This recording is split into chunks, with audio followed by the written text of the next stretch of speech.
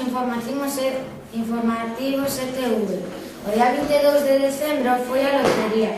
En Grañén, municipio ostense de apenas 2000 habitantes. Situados en Huesca, foi onde caeu o primeiro sorteo do Nadal, o premio gordo, 720 millóns de euros. Pasamos ca nosa compañeira.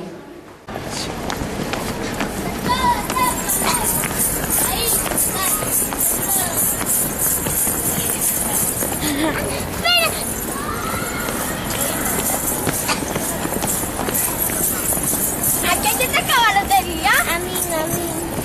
¿Cómo te llamas? Antía. ¿Qué vas a hacer los tantos dinero?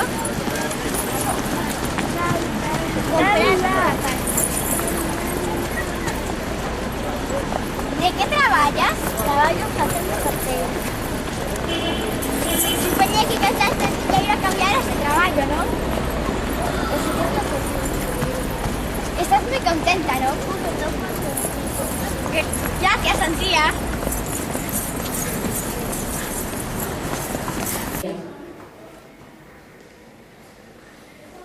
Hoxe no ensanche hai un Belén vivinte. Imos entrevistar a Virxe María. Pasamos ca nosa compañía.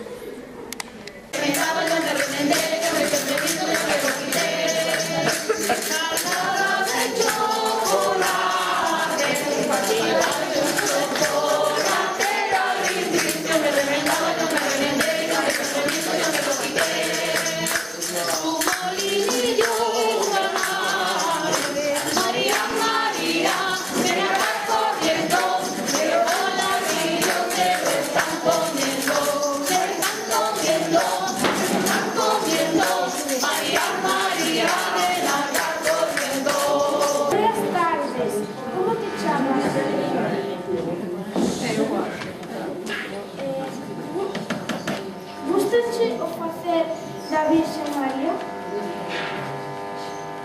É o primeiro ano que faz da Virxe María? Como se chama o buey?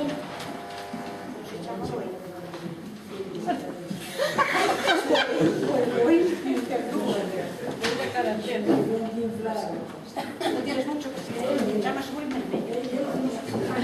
A vaca como se chama? Varela, chámate Varela.